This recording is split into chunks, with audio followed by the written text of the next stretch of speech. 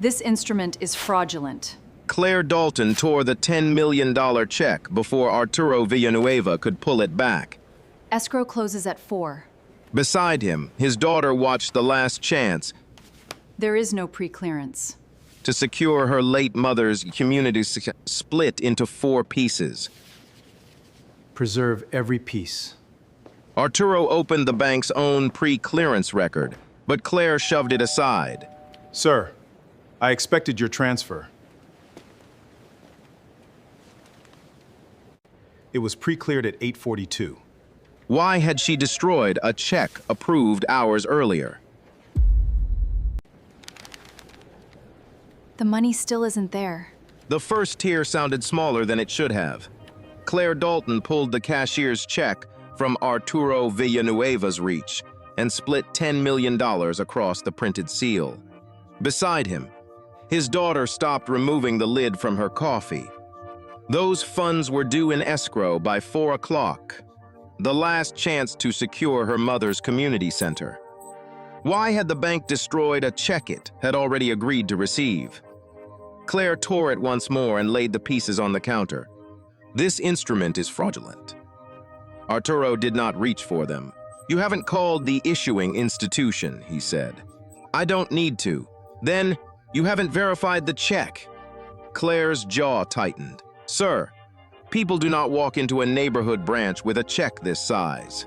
Mara set down the coffee he had brought her. Oat milk, no sugar, cinnamon under the lid so it would not clump. He still remembered small things. It was the large decisions he made without asking. We told this branch we were coming, she said. Escrow closes at 4. Arturo opened the blue folder beneath his hand. Inside were the trust agreement, escrow instructions, identification, and Northbridge's printed pre-clearance confirmation. Claire pushed the folder closed with 2 fingers. Printed documents can be manufactured. So can assumptions, Mara said.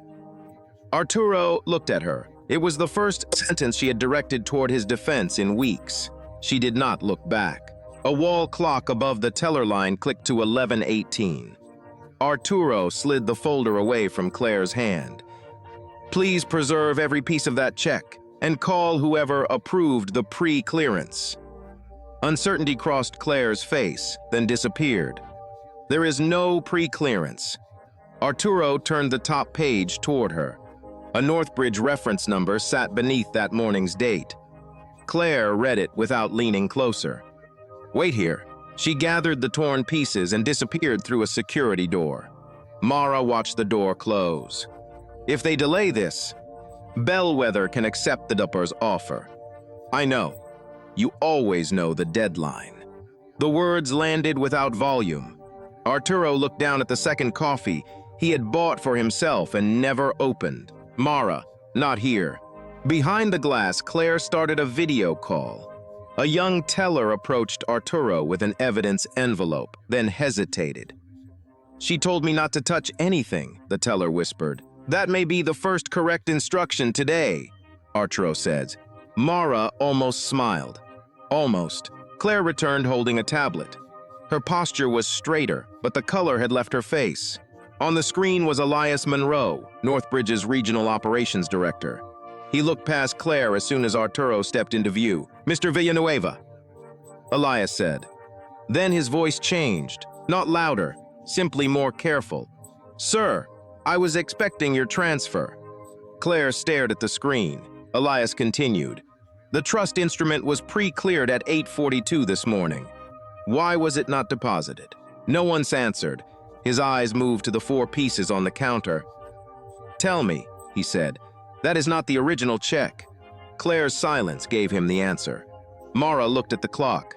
Recognition had arrived, but the money had not, and a verified check, once destroyed, could not simply be taped together and placed into a $10 million account. Elias did not raise his voice.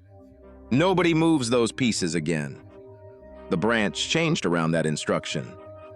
A teller photographed each quarter of the check, placed them in a clear evidence sleeve, and printed a custody label. Claire watched the proper procedure begin only after the damage had been done. The issuing bank can replace it, she said. How long? Mara asked. Destroyed instruments can take 10 business days. Mara turned her phone toward Arturo. The escrow email remained open. Funds due 4 p.m. We have 4 hours and 31 minutes. Arturo opened the blue folder and removed the issuing bank verification, trust number, escrow instructions, and Northbridge's pre-clearance confirmation. Elias told the teller to scan them into the incident file. Copies only, Arturo said. Mara reached for the escrow instructions. Another page came with them. Her full legal name appeared above language, appointing her co-trustee of the $10 million fund once the property was purchased. She read it twice. When were you planning to tell me? After the deposit, Arturo said. You appointed me to something I never agreed to. It's draft, with my name already in it. I wanted you to know I was serious. No, you still think asking means deciding first and explaining gently afterward. Claire glanced toward her office, as if the family argument might replace the banking one. Arturo reached for the draft, then stopped. You said Celia House needed community leadership. I said it couldn't be your private memorial with the neighborhood invited in afterward. That isn't what I built. It's what you control. The folder lay open between them. It held every document proving the check was legitimate. It also held a decision about Mara's future that she had never been asked to make. Elias's voice came through the tablet. Read me the reference number. Arturo did. The teller searched the transfer record, then the branch activity log. Keyboard clicks mixed with the wall clock and the soft crackle of the evidence sleeve being sealed. I found the pre-clearance, she said. Claire stepped closer. We know it exists. There's an access history. Elias asked her to share the screen. A table appeared on the tablet. Employee identification. Time opened, time closed, action taken. Regional verification had created the note at 8:42 that morning. At 9:06, more than 2 hours before Arturo entered the branch, Claire had opened it from her office. At 9:08, she had closed it. Beside her employee number was a branch entry. No action. Customer profile inconsistent with streamment value. Mara looked at Claire. You knew before we arrived. I reviewed an automated note. Pre-clearance is not final approval. It instructed you to call regional verification before taking adversion, the teller said. Claire turned sharply. You are not part of this review. She is now, Elias said. Arturo removed the draft appointment from the folder and folded it once, separating it from the documents being scanned. Claire had read the correct instruction before meeting Arturo, rejected it, and then treated his arrival as confirmation of a decision already made. On the tablet, Elias went still. What happened between 9:06 and 11:18? He asked. That made you decide the note did not matter. Claire looked past the screen toward a performance chart pinned inside her office. She did not answer. Elias Monroe reached the branch 27 minutes later. He asked the teller for the sealed check fragments and checked the custody label. Claire, your explanation will be recorded. He led Arturo, Mara, and Claire into a conference room. Inside, the clock sounded louder. Elias offered Arturo his hand. I'm sorry, sir. Arturo shook it once. An apology cannot reach escrow. No, a lawful credit might. Claire looked between them. How do you know him? 24 years ago, I was a junior loan officer, Elias said. Mr. Villanueva wanted financing for his first refrigerated warehouse. His records were incomplete, so I declined him. Twice, Arturo said. He returned with corrected records that made his business look less profitable. He said he would rather lose the loan than begin with a dishonest number. Mara glanced at her father. She knew the warehouse story, but not that part. I approved a smaller loan. Later, when my director claimed credit for the account, Mr. Villanueva corrected him in front of the committee. You did the work, Arturo said. That is why I call him Sir, Elias told Claire. Not because he owns this bank. He does not. Because he showed respect when it offered him no advantage. The explanation gave Claire no hidden status to blame, only a person she had chosen not to verify. At 12:14, bank counsel joined by video. Northbridge offered provisional credit for the full $10 million. Escrow could receive confirmation within the hour. Mara leaned forward. "Send it." "There is an acknowledgement attached," counsel said. A document appeared. Arturo found a paragraph calling the destruction a customer service misunderstanding involving a disputed instrument. The next released Northbridge and its employees from claims connected to the event. He turned the screen toward Mara. Her relief disappeared. "If we don't sign, the formal review continues. Funding may take longer. How much longer? I cannot guarantee today." Mara checked the escrow clock on her phone. "Dad, the building is the point. Correct wording will not give the neighborhood a clinic. The check was verified before I entered," Arturo said. "This lets the bank erase that. It gets the money there. And the next customer?" Mara pushed her chair back. "Please don't turn this into another promise you make for everyone." The sentence stopped him. He had nearly used the community to defend his decision, just as she believed he had used her mother's name to defend his control. Arturo closed the blue folder. "What can we preserve without signing away the record?" Elias answered. "Audit entries, security video, messages, call logs, performance directives, custody records, and every version of the incident report. Once requested, deletion schedules stop. The review moves beyond this branch. And the credit, still possible, no longer private, no longer fast." Mara pressed both hands to the table. "We could lose Celia House." Yes. He did not ask her to trust him. He asked counsel to remove the release. She refused. Arturo returned the unsigned document and completed an evidence preservation form. Elias added his own executive directives to the requested records. Claire looked up. "Your directives?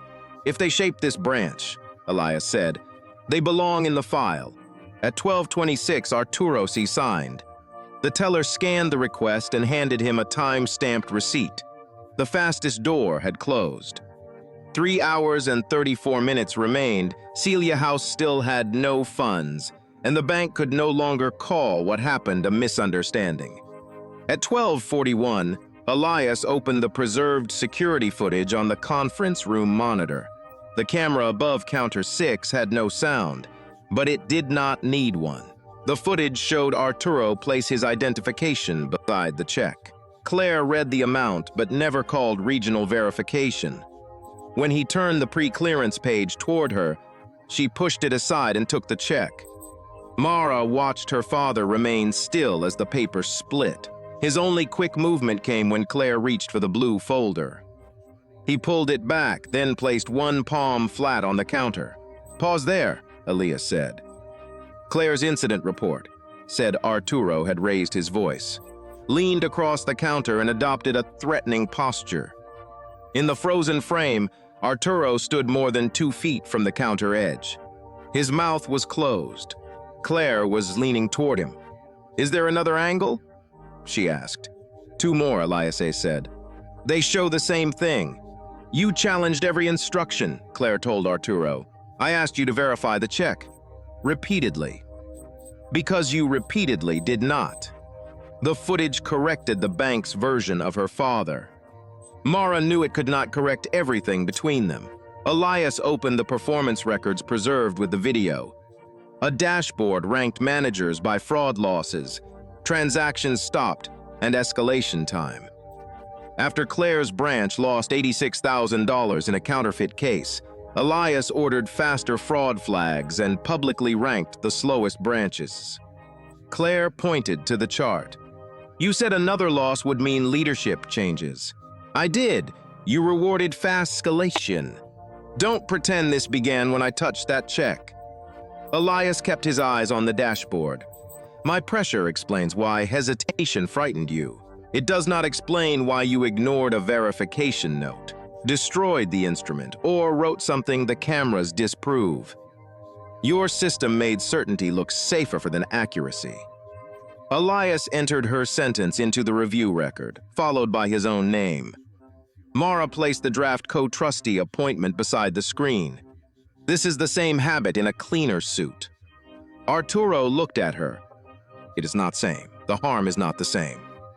She tapped her name on the draft. The habit is deciding first and treating questions as delays. Arturo opened the trust agreement. Your mother asked me to protect the center. She asked us to build somewhere the neighborhood could trust.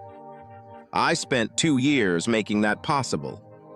And you asked lawyers what I should be allowed to do. You never asked what I could live with.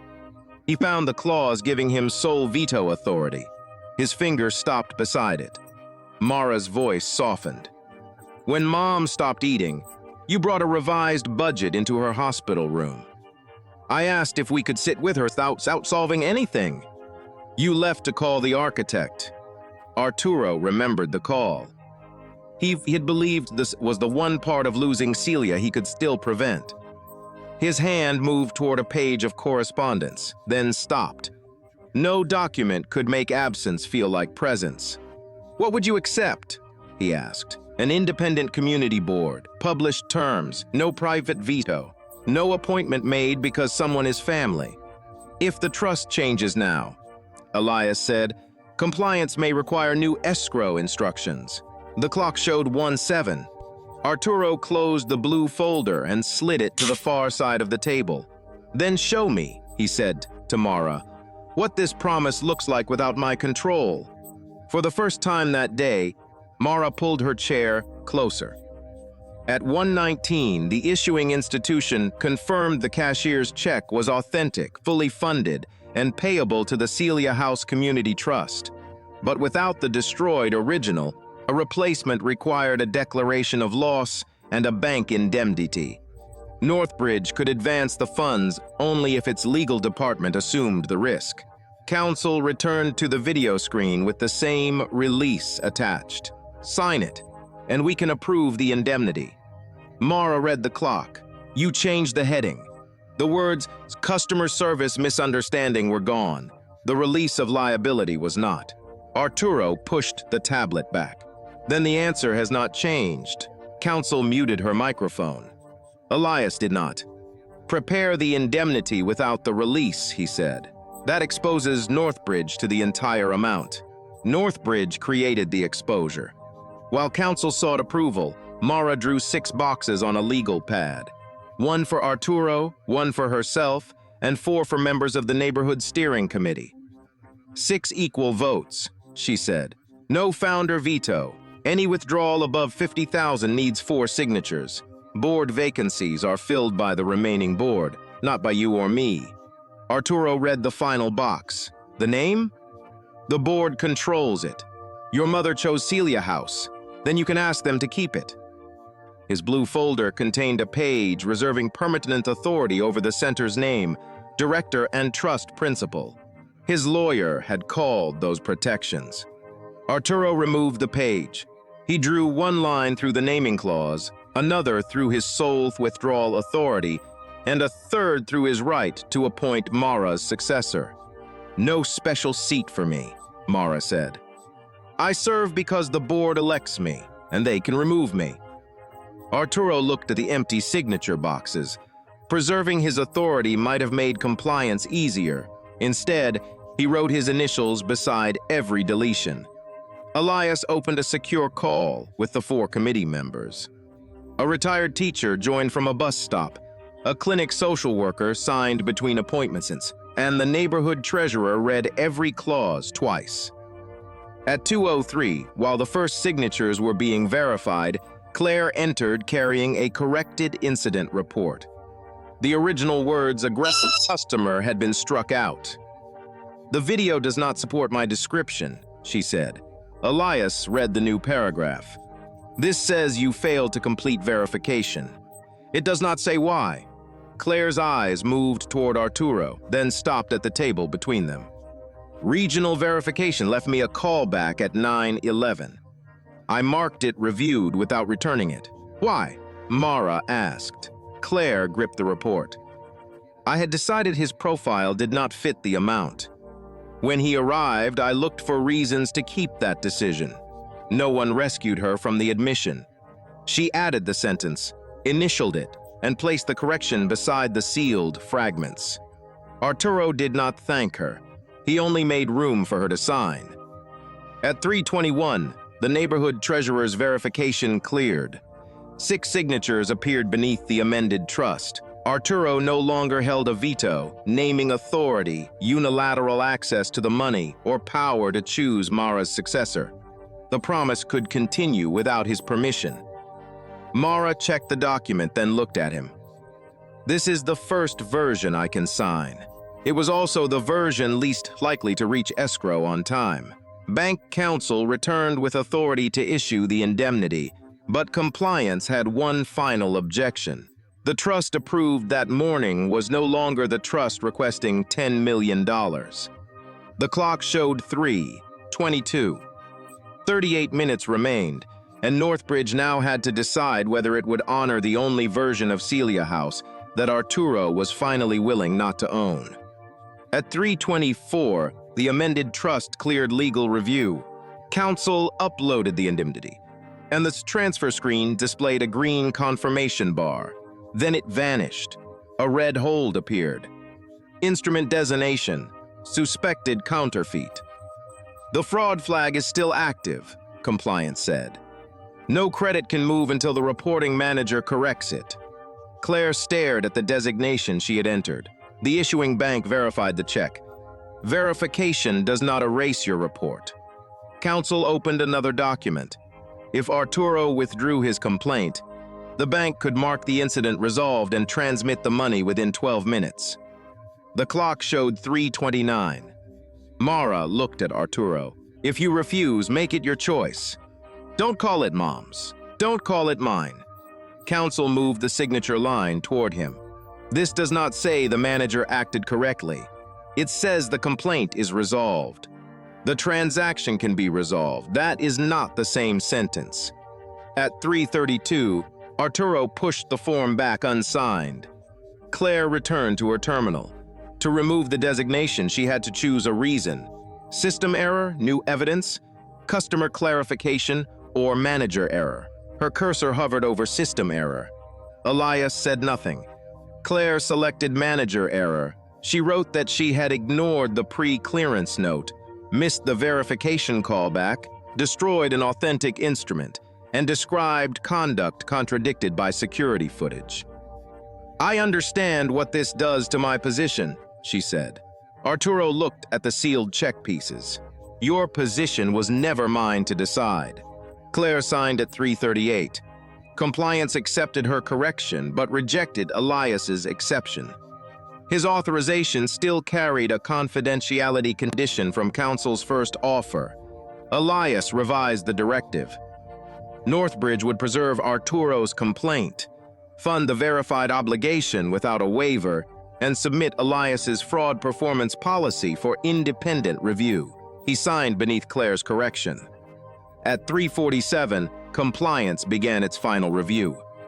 There was nothing left for Arturo to organize. His blue folder remained closed. Mara stood by the window, watching traffic collect below. Arturo joined her but left space between them. I am sorry, he said. She waited. I left you alone with your mother while I made plans. I put your name on decisions because asking you felt like risking another loss. When you said no, I treated it as something I could solve. You did not owe me agreement. You do not owe me forgiveness. He did not mention the check, the center, or what he had surrendered. Mara kept her eyes on the street. I'm still angry, I know. One good day does not repair 2 years. No. The answer did not ask her to comfort him. Her shoulders lowered slightly. A compliance alert sounded at 3:55. The exception had cleared. Elias initiated the transfer, but it stopped at secondary authorization. At 3:57, counsel entered her approval. At 3:58, the escrow officer called. If confirmation is not in our account before 4, Bellwether may release the property. The wall clock entered its final minute. No one counted aloud. At 3:59, the transfer status changed from processing to received. Mara's phone rang. She listens, requested the transaction code, and wrote it on the amended trust. Escrow has the funds. Arturo sat down, not in triumph. His knees had simply stopped negotiating with him. Mara placed the signed amendment before him. "The first board meeting is Monday," she said. "You can come." He looked up. "But you don't chair it. You don't bring an agenda, and you don't answer questions addressed to me." A breath left him, almost a laugh. "May I bring coffee?" "Oat milk, no sugar. Cinnamon under the lid." This time, Mara let herself smile. 7 weeks later, Arturo arrived 12 minutes early for the first Celia House board meeting. He carried 2 coffees and nothing else. Mara looked behind him. "No blue folder? You said no agenda." "I also said you could attend." "I'm learning the difference." The 6 trustees sat around a folding table inside the unfinished reception room. Exposed wiring hung above walls that still needed paint. Arturo took the chair nearest to supply boxes, not the empty seat at the head of the table. The retired teacher who had signed the trust amendment from a bus stop opened a certified letter from Northbridge. The bank's review had confirmed that Claire ignored the pre-clearance instructions, failed to return the verification call, destroyed an authentic, negotiable instrument, and submitted a description contradicted by security footage. She had been removed from Customer Management Authority. Her corrected report would remain permanently attached to the incident file. The letter made no promise that retraining erased what she had done. Elias had received formal corrective action for creating performance targets that rewarded speed without sufficient review. The branch ranking system had been suspended. Northbridge had also adopted 3 new rules. A disputed, negotiable instrument now required 2 employees to review the available verification records. No employee could intentionally destroy an instrument presented by a customer. Any report describing threatening conduct required timestamp supporting evidence. The teacher placed the letter on the table. "Do we want to issue a public statement?" Everyone looked toward Arturo. He almost answered. Then he turned to Mara. She noticed the effort it took. "The board should decide after hearing from the clinic staff and neighborhood council," she said. Arturo folded his hands beneath the table. The motion passed 5 votes to 1. Arturo cast the only vote against waiting, recorded his disagreement, and did not try to reopen the discussion. The next item concerned the center's name. Mara read Celia's original handwritten proposal. It did not mention Arturo, family ownership, or a memorial. It described a place where no one would have to prove they deserved care before being heard. "The trust no longer gives Mr. Villanueva naming authority," the teacher said. "Would you like to make a recommendation?" Arturo looked at the bare wall where the sign would eventually hang. "Celia chose the name," he said, "but it belongs to the board now. The trustees voted unanimously to keep Celia House." Mara wrote the decision into the minutes.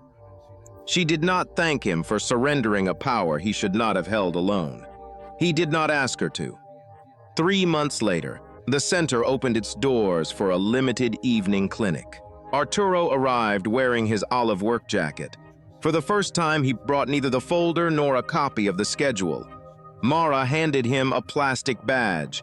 It did not say founder, trustee, or donor. It said volunteer. "Supply room," she told him. "We need the intake kits sorted by color. I used to manage 6 warehouses. That sounds useful." Arturo spent 2 hours assembling folders, moving cartons, and replacing a wheel on a chair that kept drifting left. When a delivery arrived with the wrong number of examination stools, he found Mara speaking with the driver. He knew the vendor. He knew the contract number. He also knew the fastest solution. He stayed in the supply room until Mara called his name. "Do you have the purchase order?" "No." "Good," she said. "Then you can help me count." Near closing, Arturo's phone vibrated. His attorney's name appeared on the screen. He declined the call and switched the phone off. Mara watched him place it inside his jacket. "I'm not ready for Sunday dinners," she said. I wasn't going to ask. I know, that's why I told you. The final patient left at 8:43. Mara began turning off the reception lights. Can you stay until closing? Arturo clipped the volunteer badge back onto his jacket. Yes, this time he did not offer to manage what happened next. He simply stayed. When respect peers only after status is revealed, what would real accountability look like to you? Subscribe for more original Hush stories.